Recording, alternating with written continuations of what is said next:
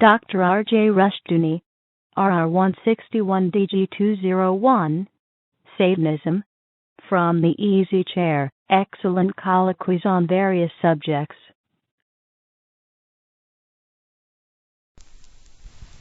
This is R.J. Rushdoony, Easy Chair number 313, May 2, 1994.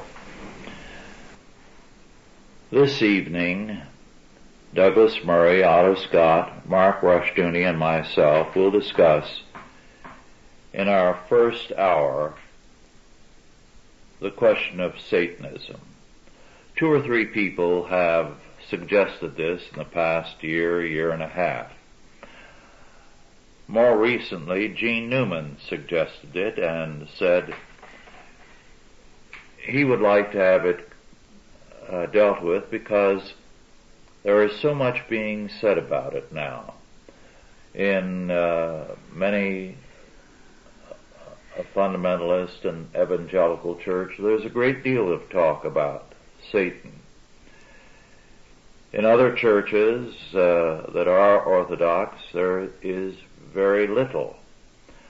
Well, we can say about that first of all, the Bible has very little to say about Satan. Very few references to him throughout the Bible. There is a reference to him, of course, in Genesis and in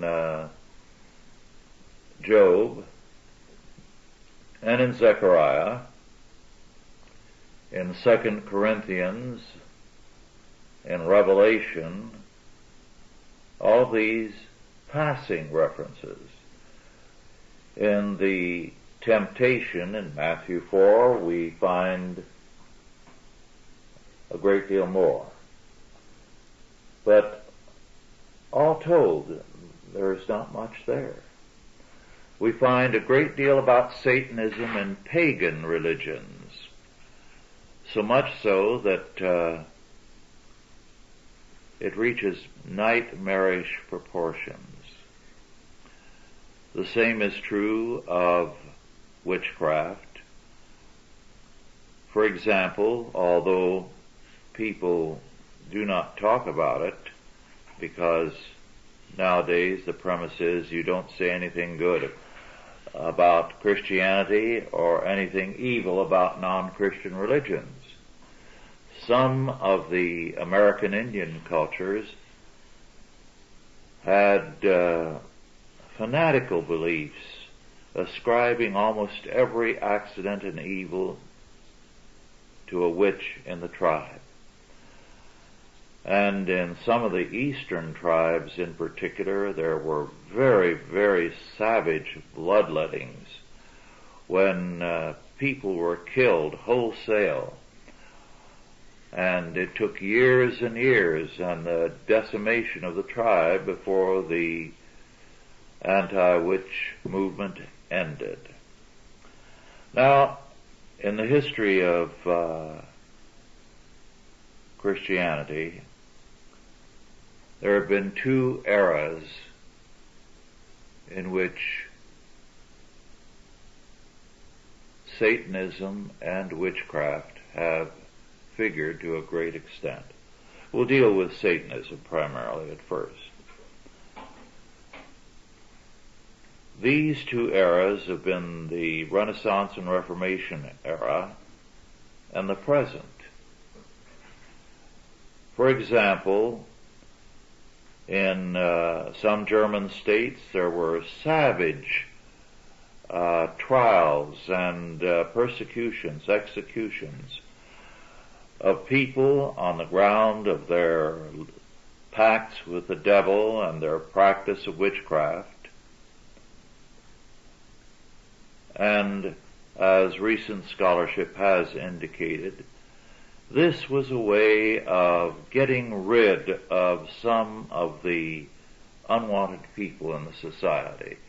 It was something promoted by the state, opposed very often by Catholic bishops and Lutheran bishops and others, but heavily promoted by the state. we have again a tremendous attention being given in our day to Satanism, again by the state. Because consider all these trials from coast to coast of people, innocent people, who supposedly are involved in satanic practices with the children in their classroom or in their recreational group. And the children are interviewed week after week, and the ideas planted in their minds until they speak of all kinds of satanic practices that this particular individual committed. Now, this is state-sponsored. One of the most infamous cases, which Reason magazine recently devoted quite a bit of attention to, was that practiced by Janet Reno in Florida before she became Attorney General. Her treatment of someone who was accused of satanic practices and the railroading of that person into prison. So, Satanism in our day again has the primary attention from agencies of the federal and state governments.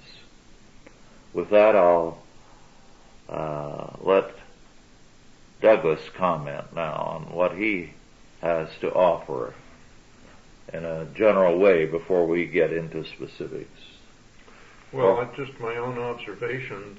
I worked for a few years in law enforcement, and during that period of time I saw a very rapid increase in the incidence of Satanism, ritual sacrifice of animals, and this seemed to, this was down in the San Francisco Bay Area, and it was never clear to me whether this was introduced into the area by the many different ethnic groups that have immigrated into the San Francisco Bay Area from Central and South America and from Africa in recent decades. But it is taken up by whites also, who have been cut adrift from their own cultural roots through their education, and in drifting around looking for something to attach themselves to, they experiment with a wide variety of what they academics down there like to euphemistically call belief systems, in order to depersonalize the religion. They hate to use the word religion, but I have seen firsthand instances where children have been used in Satanism practices, and animals, and some of the things are just unbelievable. I mean, they're so shocking. For instance, women who are used as essentially brood mares to generate children who are simply used for ritual sacrifice. I mean, the worst practices that you can think of are going on today, and yet they receive no press. And I don't know if they're certainly not kept secret by law enforcement, because the information is public, pretty much public record. But the media seems to ignore these crimes totally. As long as it's under the guise or the mantle of being an accepted religious practice, which the federal government has accepted Wicca, for instance, on an equal basis with Christianity and Islam and various other religions, the media no longer differentiates between one type of religious practice and another. They're all apparently acceptable in the eyes of the media, and the media doesn't make any moral judgments one way or the other. In fact, they just simply refuse to report on them, even though there are actual crimes involved of murder, rape, incest, crimes that other people under normal circumstances are prosecuted for. The newspapers see fit not to report on these crimes at all. What you've just said is very interesting, and I am familiar with that. But to me, the significant thing was that for these practices there is no press, no media attention. And these are people who are occultists, Satanists, practicing, and thoroughly vicious. And yet, those who are charged with Satanism, satanic practices with children and taken to trial are almost invariably Christians, charged with these things, which means falsely charged in every case I've heard about, and although one or two have had to go to prison, they've been wiped out financially. And those that are in prison, the evidence against them was really manufactured. And yet, the actual practicing groups out there, the anti-Christian groups, nothing is done. Have you heard of any that have, or many that have really been arrested and tried and convicted? None at all. The only individual who ever got into the newspaper was that fellow LaVey, down in San Francisco area, Anton LaVey, and he's the only one I've ever seen any press on at all, at least in California. He wanted the press. Yes, he cultivated it. Yeah. Otto, would you like to continue? Well, I think I wrote an essay about the false memory syndrome. Yes. And I linked the proceedings to the witch trials that you referred to in Germany, in Europe, which carried on, until the beginning of the 18th century. And that was fairly recent in historical terms. And I saw a parallel between the accusations that are leveled mostly by women, adult women, against their parents. Under the urgings of various therapists, they claim to remember a lot of sexual abuse and satanic ritual and all that. And if I recall correctly, the first one that hit the national press was on a different level. It was a woman who claimed that she had recovered the memory of seeing her father kill her playmate. And he was put on trial for that, something like a 25-year-old memory which he claimed to suddenly rediscover. And he's still in the penitentiary for life. He was convicted. And that seemed to open the floodgates, and of course there have been a great many since. The latest I read was that the false memory, there is a foundation to defend the parents, and it's called the False Memory Syndrome Foundation, something like that. And there are 5,000 families in it now. And there are many more. And we've received letters from some of the people who have been accused. Now, this is rapidly, it's moving into the area where it's eroding the credibility of psychology and social therapists. And of course the better ones are very upset because there are a number of illusions that have been fostered through the years. One is that you tell the truth under hypnosis, which is not true. Hypnosis does not work. It does not get you to tell the truth. You will tell what the examiner wants you to tell if you're weak-minded enough to be hypnotized or be put in a semi-trance or whatever. Truth serum does not work. there isn't any way that any agency outside of your head can direct your brains or alter them to that extent. But people are very susceptible, and there's a great deal of credibility, you might say, for the social scientist today. It's something it's been transferred from the priest and the physician to the social scientist. So people believe what they're told. They especially believe what they read. It's an interesting point that most people will believe what they hear and what they read more than they will what they see. It's a very strange thing, but that's the way it is.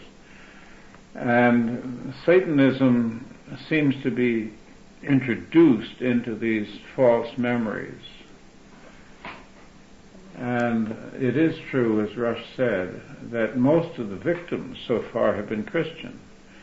Now, as to why the actual Satanists aren't brought up, it's because what they're doing fits the modern libertarian, the incest and sex and so forth and so on. The press isn't angry about that.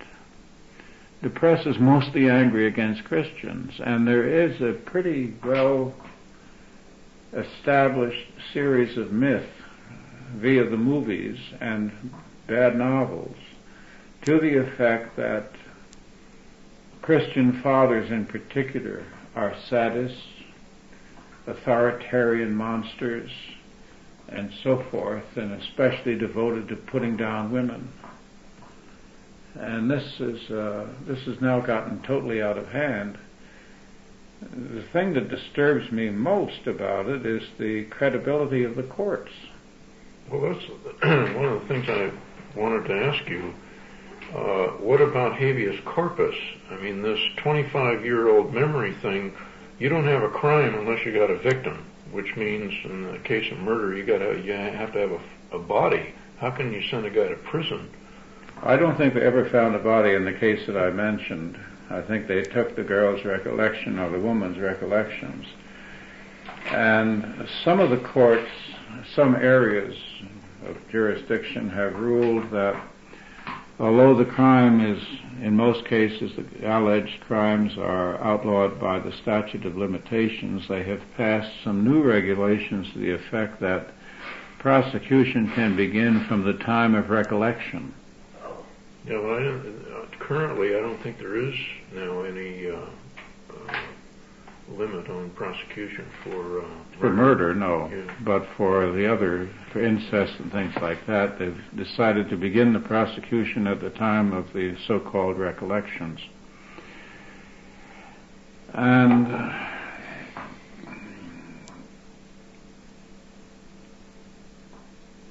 it's a very complex thing because it involves the breakdown of justice and reason in favor of a new version of ancient superstitions. Mm-hmm. Paganism, in fact. Yes. Mark? Well, a couple of things. First of all, apropos of what Douglas was saying about law enforcement. It seems to me about 15, 20 years ago when you would hear about cemeteries being desecrated, I can remember reading newspaper accounts where the police out of hand discounted any type of Satanist activity. They said it's probably just kids, and that was a public statement. I don't think that's so true anymore. I know we had an incident 5-6 years ago. We had a student in the school. One of the first and last time we took somebody who had been asked to leave another school. He was in the school for a couple of weeks, and his mother assured me that it was all a misunderstanding, and I found some doodles he had made that I was highly suspicious of. So I knew someone in the sheriff's department, and they referred me to someone in the sheriff's department that was in effect the sheriff's department knowledgeable person about such matters, and he looked at the drawings and he said they've obviously been, he brought me a whole notebooks full of material, and he says This is where they get this information. This is where they're introduced to it. He wasn't a Satanist, but he thought he'd obviously been introduced to the material. Anyway, he was out of the school immediately. That's one thing we were not going to work with. But it was interesting that the sheriff's department was studying Satanism as something to be dealt with. He said you have to study graffiti at crime scenes, graffiti at the scene of suspects' homes, literature, etc., to understand sometimes the motive to things is satanic. Local bridge here on Parrots Ferry Road has had problems in the past. There was a chamber underneath, part of the workings of the bridge, where they've had organized groups of Satanists breaking in and meeting there.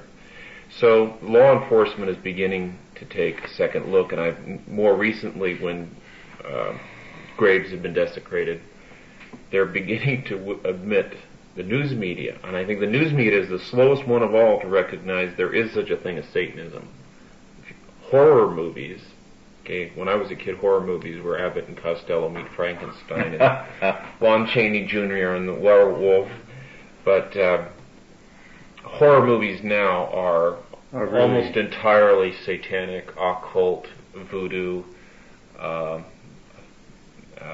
Other than the absolute violence, like a chainsaw massacre or something, very heavily infected with It's true Satanism. that there is more credibility. They give all these movies giving credibility to Satan. Yes. Well, but not to God. Not- That's an God. interesting point. People are ready to believe in the power of evil. Yes. They're ready to believe that Satan is powerful. They look around them and say, Satan's powerful. And if they hear a little bit story about this or that, and anytime kids, I have to be on guard, because anytime kids bring up anything spooky, the kind of things kids like to talk around a campfire, there's a hush and almost a ooh to their demeanor, as though, is this any surprise that Satan has power? People are ready to be awed by the power of evil, but even Christians who are indwelled with the Spirit of God aren't ready to believe in the power of God.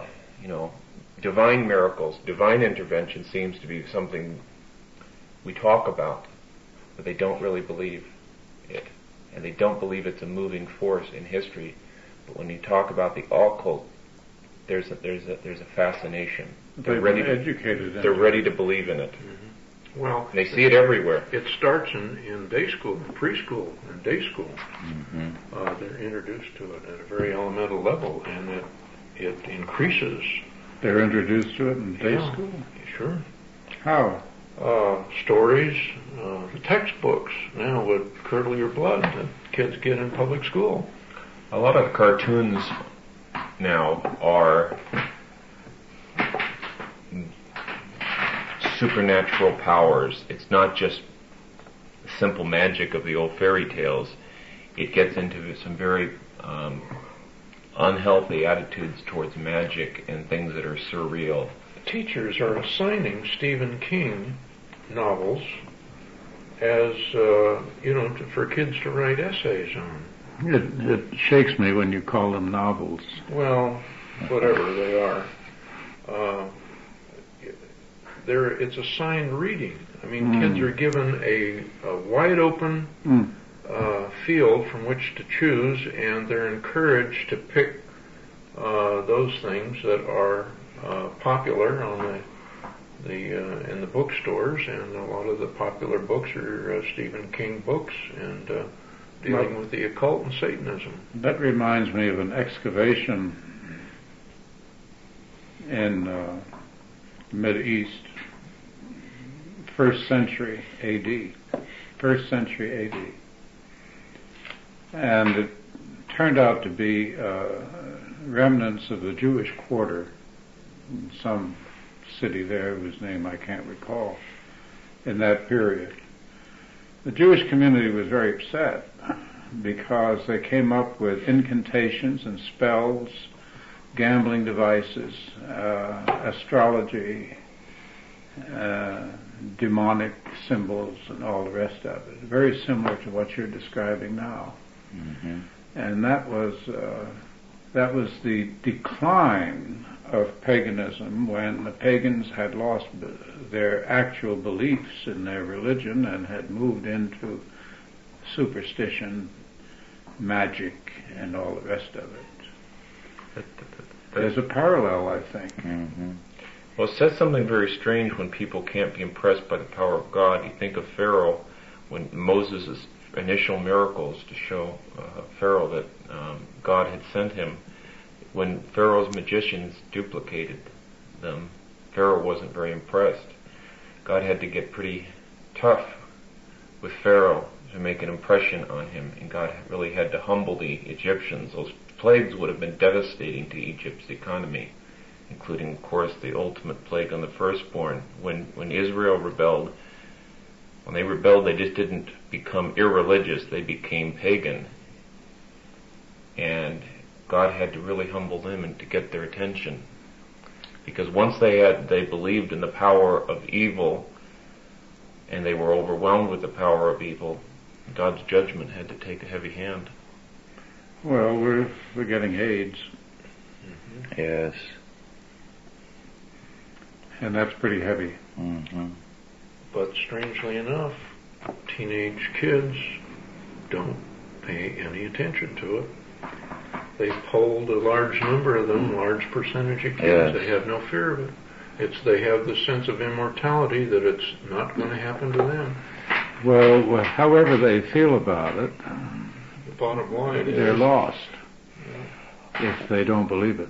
Well, having no fundamental faith, what happens is that each new problem impresses them momentarily. Herpes type 2, when that first hit the scene. Remember the sweatshirts? Yes. My herpes is in remission. So there was a dramatic reaction to it. But very soon it didn't make any difference what new statistics came out. People were indifferent to it, and it's not in the news now. The same with AIDS. It had a frightening impact at first. But if you have no fundamental faith system, you pay no attention, even though it's suicidal for you not to pay attention. And this is what we face now. We have a blasé population that after a very short time refuses to see threats even though they are still there. Well, that's the philosophy of the lemmings. What's to worry about? Everybody's doing it. Mm-hmm. Yes. Well, I think that just my own feeling is that at least 80 to 85% of the kids in high school today are suicidal, and it's simply a question of picking the method, whether it's AIDS,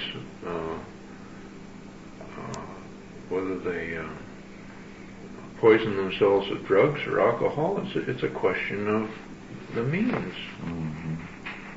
There's, just around here locally, and this is a fairly low pressure area for the high school compared to the big city. I don't think that maximum of 15% of the kids out of the graduating class escape that syndrome, that go on to become productive citizens. Well, you go down there at lunchtime and watch the kids file out of that high school, and it's just it bends your mind. It's the difference from what it was 30 years ago is stark. It's almost as though there's a giant sucking machine which is taking the joy out of American life. Yes, apt image. Isn't it strange? Mm-hmm. There's hardly any joy. Mm-hmm. We get these lectures on the air around the clock. Believe it or not, in the second section of today's Wall Street Journal, there was a headline that said, "Golf course is condemned as unhealthy." Mm-hmm. You can't eat popcorn at the movies anymore. Yes. Well, in one area after another, the joy of life is waning or disappearing. we regularly hear that this or that is not good for us. Nothing is good Yes. for us. That would be a headline if they found something that was good for us. Very true. We had a reference earlier to how ready people are to believe in things satanic. Belief depends upon what the culture sees as having authority and power.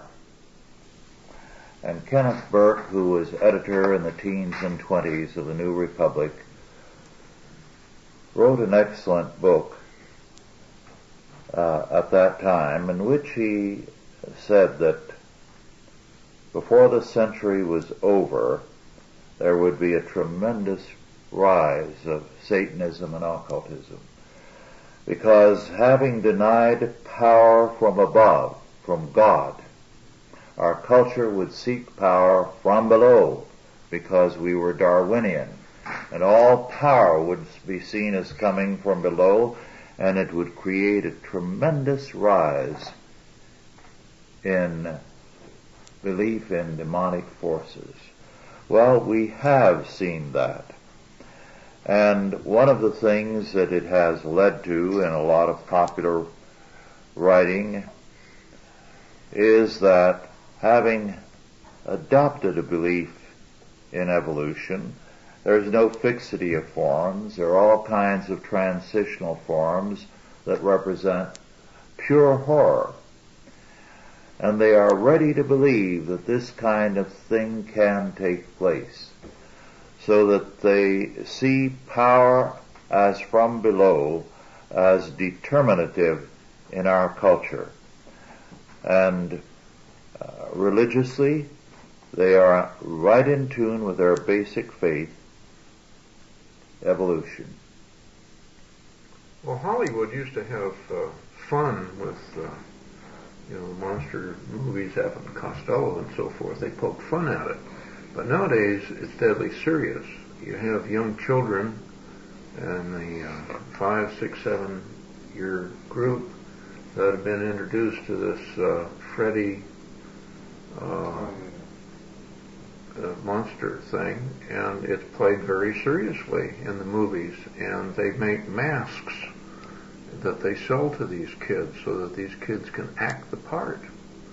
And some very gruesome crimes have resulted from this copycat stuff from the movies. So Hollywood has changed in the way they treat this. Hollywood has become almost an antisocial force. The hatred of this culture and its traditions that emanates from Hollywood is blatant. And it's very interesting. You'll never see any psychoanalysis of the producers and the writers and the directors of Hollywood. Everyone else in our society, every other group, is subject to analysis, but not that group. Mm-hmm. Well, I hear that writers that do these movies, they're actually team efforts. There's no single writer, although one guy with a name may get, a man or woman may get credit for the writing. The writing on these movies is actually done by a group of people. You can tell that by the way the plots wobble around. There's no coherent thought. There's no narrative. Martin told me that he turned down an offer to be one of 12 script writers on Garfield comic strip. 12. Mm-hmm. Well, we have at least 2 script writers for television and films on our mailing list. And I told one I thought that a lot of the scripts were so illogical and poor that the writers had to be on drugs. I was kidding, and he said, "You're more right than you realize." Well, they're writing for a 12-year-old age group. I mean, the puberty group is what they're aiming at, because that's where the market is. Well, that's one of the great fallacies, this 12-year-old stuff. The psychological yardstick stops at 17. So 12 is pretty high. 12 is quite high when you've only got 17 to run on. Yes, that's part of the fraudulent psychological mythology Yes. of our time. And the idea that adults can't go beyond 17, of course, is part of the nonsense.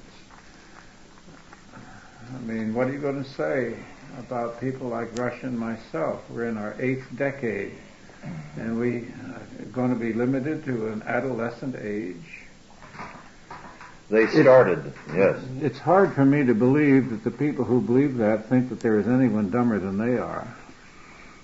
They started that in the testing of the draftees in World War I. It was a terrible slander of American youth.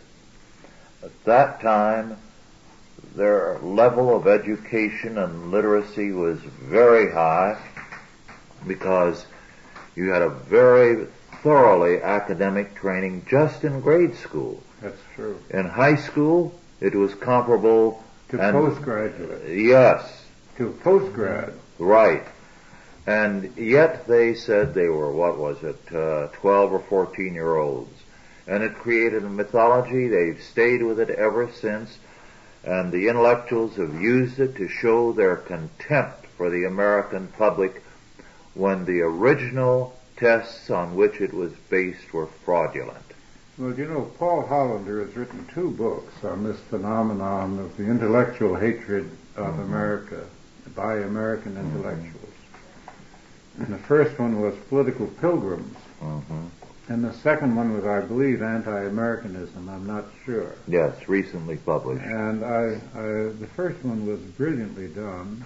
The second was much more pedantic, more difficult. But he is he's struggling with what makes these people anti-American when this is a culture in which the intellectuals have done better than anywhere at any time in the history of the world, and especially some of our minority intellectuals.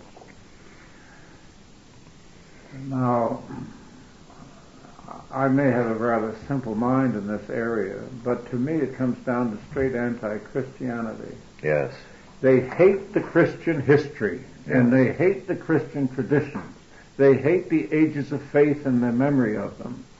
They hate the cathedrals, they hate the art, they hate Raphael, they hate Da Vinci, they hate everything that's ever been done by the Christian community. And that's where the hatred comes from. Yes. Well, what you have is a definition of the intellectual, which means that someone who has a critical intelligence. And by critical they mean the critique of Christianity. Yes. This began with the German philosophers, triumphed in Hegel and all who succeeded them, so that unless you are critical of Christianity, you are by definition not an intellectual and you are not intelligent. That's right. So we have a very serious problem. And we have the progressive war on the American character and the character of Christendom in the films.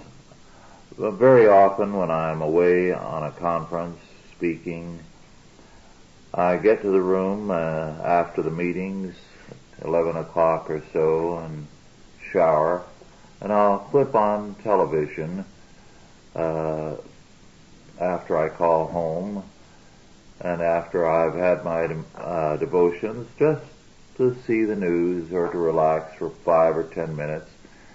And occasionally I'll get a film. And it is such fearful horror that you can only describe it as satanic and malicious. It is out to violate everything normal in the world. And when young people and old are fed that, it's no wonder we are in trouble.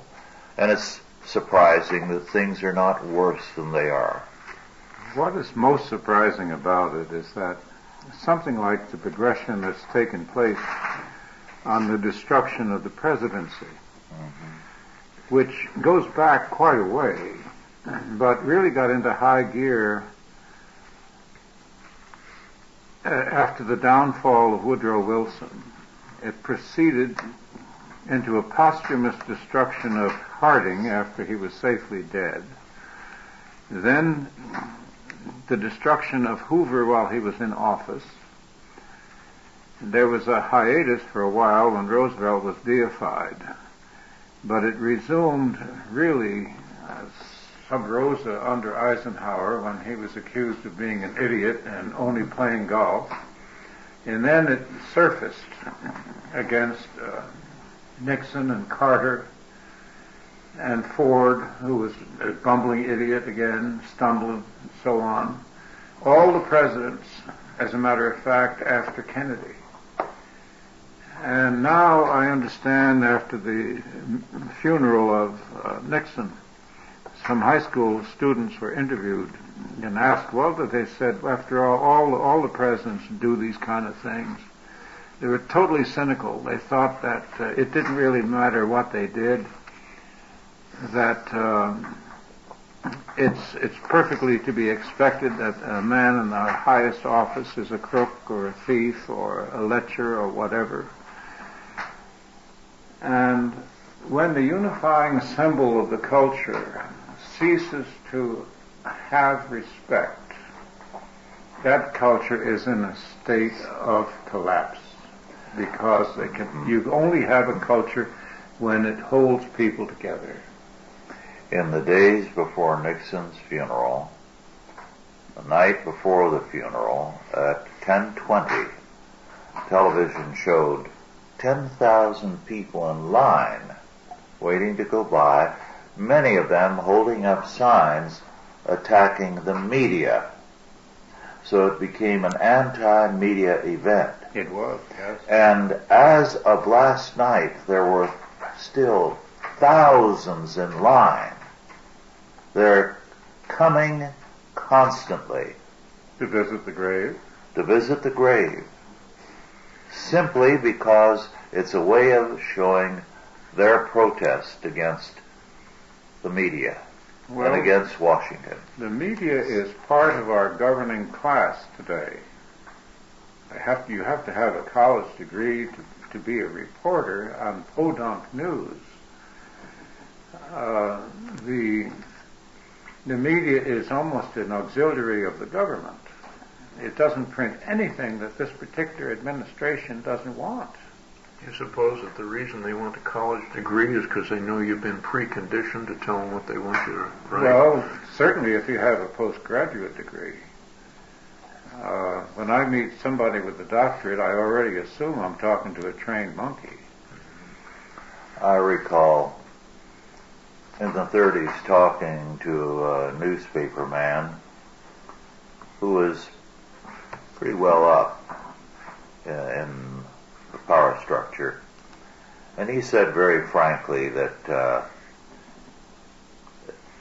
they did not like the college graduates. That was when they were beginning. This was early in the 30s. Oh, yes. To move in to the newspapers, because he felt they lacked the common sense that was required of a reporter. They already knew everything, and they didn't deal well with people.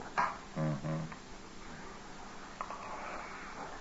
Well, getting back to Satanism, we have a culture that is unwilling to believe in God, who is above us all, but believe in evolution and in Satan because they believe that power comes from below.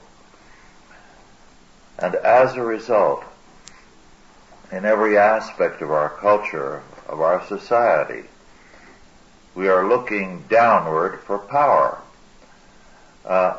Take, for example, the ghetto youngsters, inner city blacks. They're the style setters now. precisely because they are in gangs, they are killers, they're style setters. So you can see children in affluent neighborhoods going around with baseball caps with a visor turned backward, a ghetto style. You see them with haircuts with the top only allowed to grow long, a ghetto style. They're all imitating the ghetto styles, the inner city black styles. Yet there's an interesting aspect. Satanism in the true sense really doesn't believe in the devil. Mm-hmm. Because the devil, for instance, always cheats. You sell your soul to the devil and you never collect. Mm-hmm. And the knowledge of genuine evil is nothing to laugh at.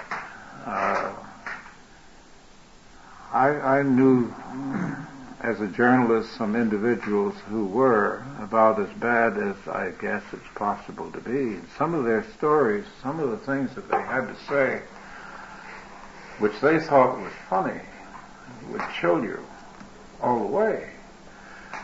So what we have here is the idea that Satanism, like some of these silly women who call themselves Satanist worshippers, really think that the devil is going to give them some goodies. It's almost a form of childlike magic. Whereas evil, in the sense of a Mao Zedong or a Stalin, is real. Mm-hmm. Is real. And if you really believe in evil, you walk a lot more carefully than these people. One of the important statements in the Bible, perhaps the key statement about Satan, comes from Paul. In 2 Corinthians, the 11th chapter, verses 13 to 15, he says, "For such are false apostles, deceitful workers, transforming themselves into the apostles of Christ, and no marvel. For Satan himself is transformed into an angel of light. Therefore it is no great thing if his ministers also be transformed as the ministers of righteousness or justice, whose end shall be according to their works." Now what Paul is saying is that if you want to see where Satan is, look where things are most important, high in the church, high in the state, to people who, as against the Word of God, present themselves as the ministers of justice. The goodness party. Yes, the goodness party. You can go by their results. Yes. All you have to do is to look at what Washington has produced for several generations, and you have people who have presented themselves as the ministers of justice, of righteousness, and who have brought more and more evil upon this country. So we have to see, if we're going to be biblical, Satanism as a counterfeit good. Well, I've always thought of Judas. I've always thought of Judas's comment on Mary Magdalene's gift. Mm-hmm. That he immediately intervened. It was too good for Jesus. Mm-hmm. That money should be given to the poor, said Judas. Yes. And you hear this all the time. Yes. Remember, he was the keeper of the common purse. He was the treasurer. He had his hand out. Yes. He wanted it. And he was a thief. And he was going to give it to the poor. Yes. They're still doing it. Aren't they? In Washington especially. There you have your pretended ministers of light. And you have them in various church organizations where they have a concept of justice which is not in tune with the law of God. Well, Jesus constantly attacked hypocrites. Yes. Yes. That was the greatest sin. The most repeated denunciations were for hypocrisy. That's right. Well, we have to look for the key works of Satan where people, apart from the Word of God, are most eager to say, this is the way of justice. This is the way of goodness, of peace, of light. C.S. Lewis called it that hideous strength in Yes. his last book. And it was, I've forgotten the name of the society, I believe it was the Society of Brotherhood, I'm not positive, that he held aloft. Well, we have them everywhere.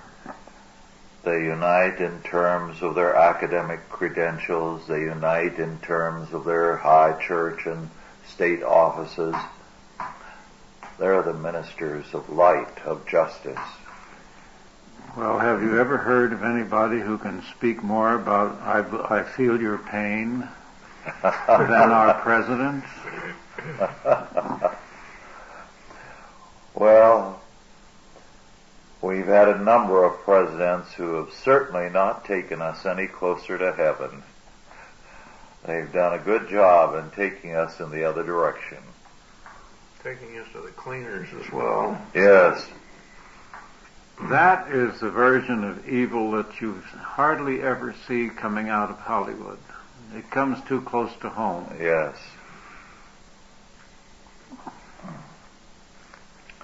I think the subject of Satanism is a very, very crucial one in our time. We have too much of a concentration on certain aspects of Satan and not on the others, the pretended ministers of light and of justice. And every election we get, we have a satanic program presented by both parties, and they are going to show us how we can be saved as a country when what they have done is to take us further down the road. They all have a plan. Yes. I worked with a man in New York.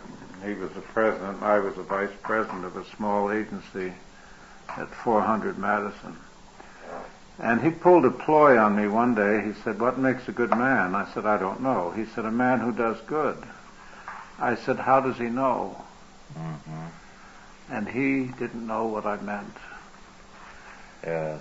Now, you know how often you've tried to do good and put yourself into the swamp all the way up to your knees. It isn't easy. And we have a whole country that can't tell the difference. Well, as long as the plan sounds good. Well, we've got to remember that Stalin presented his plans as the ultimate end good. The 5-year plan. Salvation of men. Yes, the new Soviet man. Yes. Well, Trump did the same thing. They had 5-year plans. He also held that to scramble eggs, you had to break them. So he broke them. And one book of a few years ago by someone who spent years in a slave labor camp. His father was one of the original Bolsheviks. He researched Stalin's crimes and found that 100 million people had been killed by Stalin. This was not counting what his successors did. Brezhnev was every bit as evil as Stalin. So, all this in the name of good, an ultimate world order. Which is no different than the New World Order, which is no different than the One World of Wendell Willkie, which is no different than the League of Nations. We've been listening to this nonsense for a long time. But you remind me that this century has seen the most outstanding examples of evil of any century in history. Yes. And a higher percentage of mankind has been murdered in one way or another than in any other century in all history. Tonight they're talking about in the news of military intervention in Haiti, which of course is lots of voodoo going on. We've done that before, you know. Well, yes. And there is Haiti. You know. Who's to blame for Haiti? But the point I was going to make is that the military says that the troops would have to stay there for years. And what an opportunity for Satan to indoctrinate U.S. troops in voodoo and yes. Satanism. And with the high rate of AIDS in Haiti, our troops will very easily be contaminated. And bring it back to the United States in greater numbers. Racial politics at its worst. We've got 1 million Haitians here now. And there is a big drive by the Black Caucus to bring in all the rest. They feel they have a right to live here. And there isn't anything we can do for Haiti. Haiti is a basket case, and it has been ever since it killed and expelled the whites. Under the French, it was the jewel of their empire because of its wealth and productivity. Since then, it has been the worst spot in the Americas in terms of everything: income, disease, crime, everything. How many presidents have sent troops to Haiti? Right after the Civil War, we were trying to help Haiti. And that was over 100 years ago. Yes. It was called imperialism a few years back that we had done that. Now we're going to do it all over the world. Yeah, well now, of course, it's not imperialism when you have compassion. And when you have the right people doing it in the name of good. Yes. Well, that's Satanism. Well, our time is about up. Thank you all for listening, and God bless you. Authorized by the Chalcedon Foundation. Archived by the Mount Olive Tape Library. Digitized by ChristRules.com.